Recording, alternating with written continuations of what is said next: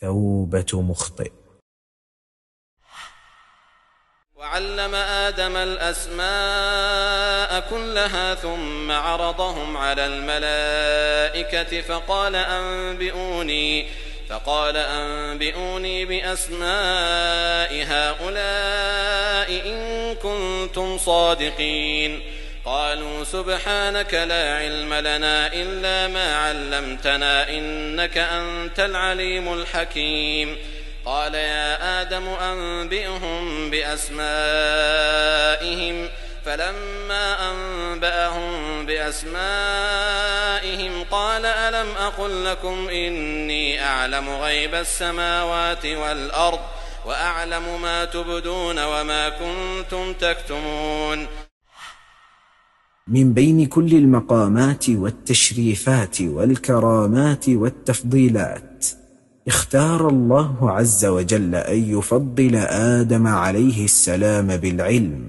يقول القرطبي: وبذلك ظهر فضله وتبين قدره وثبتت نبوته وقامت حجة الله على الملائكة وحجته، وامتثلت الملائكة الأمر لما رأت من شرف الحال ورأت من جلال القدرة وسمعت من عظيم الأمر وعلى رفعة المقام الذي كان عليه آدم عليه السلام من العلم، إلا أنه أخطأ بتصديقه للشيطان الذي زين له الخطأ حتى أوقعه زالا، مستدرجا إياه في 3 مشاهد صورتها آيات القرآن.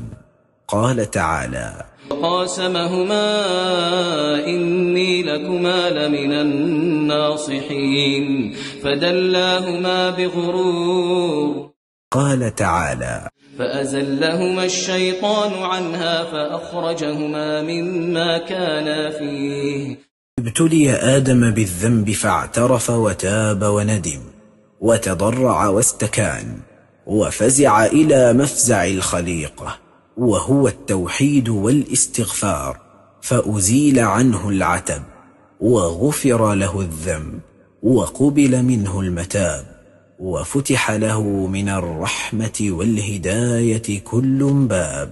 قالا ربنا ظلمنا أنفسنا وإن لم تغفر لنا وترحمنا لنكونن من الخاسرين. فانظر إلى أثر التوبة الصادقة والمفزع الخالص.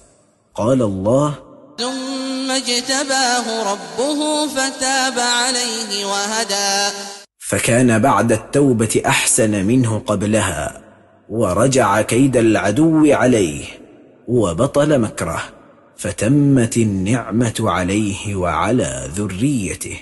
قال الشيخ الشنقيطي: ولا شك أن بعض الزلات ينال صاحبها بالتوبة منها درجة أعلى من درجته قبل ارتكاب تلك الزلة.